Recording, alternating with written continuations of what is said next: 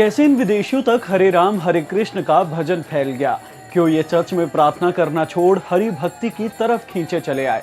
Gym में पसीना बहाना छोड़ इनका मन योग में कैसे रम गया। ये बदलाव आखिरकार हुआ कैसे। इन सभी सवालों का जवाब है एसी भक्ति वेदांत स्वामी प्रभुपाद।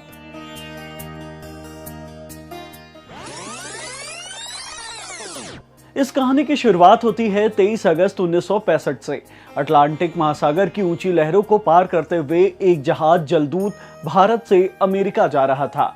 इसमें सवार थे 69 साल के स्वामी प्रभुपाद। यात्रा के बीच ही स्वामी प्रभुपाद को 2 दिन में 2 बार हार्ट अटैक आया, लेकिन हरि भक्त ये व्यक्ति अगले दिन ही स्वस्थ हो गए। बोस्टन पहुंचने के बाद स्वामी प्रभुपाद ने एक कमरा किराए पर लिया और वहीं से गीता पर व्याख्यान देना शुरू किया।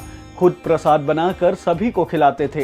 हर रविवार बोस्टन के टॉमकिन चौराहे पर जाकर घंटों हरे कृष्ण नाम का संकीर्तन करते। फिर एक दिन न्यूयॉर्क टाइम्स ने एक राइटअप छापा जिसमें स्वामी प्रभुपाद के काम के बारे में बताया गया।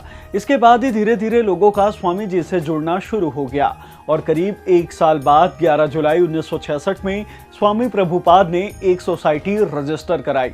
उसका नाम दिया international society of Krishna consciousness यानी कि इस्कॉन।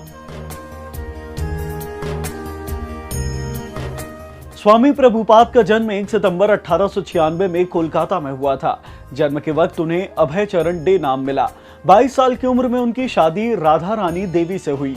दोनों के 3 बेटे हुए, वृंदावन चंद्र डे, मथुरा चंद्र डे और प्रयागराज डे।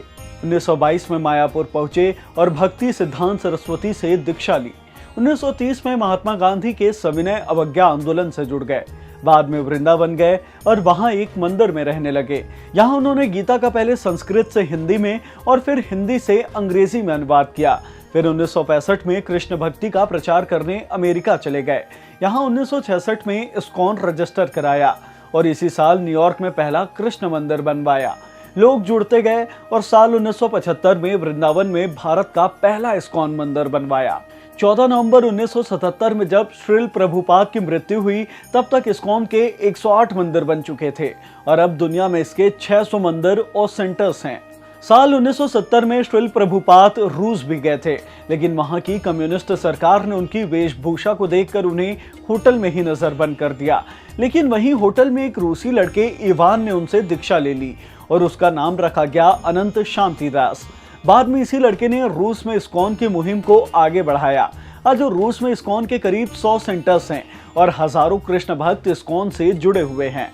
1986 में 31 अगस्त को जन्माष्टमी थी और एक दिन बाद 1 सितंबर को श्रील प्रभुपाद का जन्म हुआ। इस साल भी संयोग कुछ ऐसा ही बना है। तिथि के हिसाब से जन्माष्टमी 31 अगस्त को मनाई जा रही है और 1 सितंबर को तारीख के अनुसार श्रील प्रभुपाद का जन्मदिन मनाया जाएगा। इस 125वीं जयंती के मौके पर आयोजित कार्यक्रम में प्रधानमंत्री नरेंद्र मोदी भी शामिल होंगे। ऐसे ही और वीडियोस देखने के लिए जुड़े रहें दैनिक भास्कर ऐप के साथ। शेयर और डाउनलोड करें दैनिक भास्कर ऐप।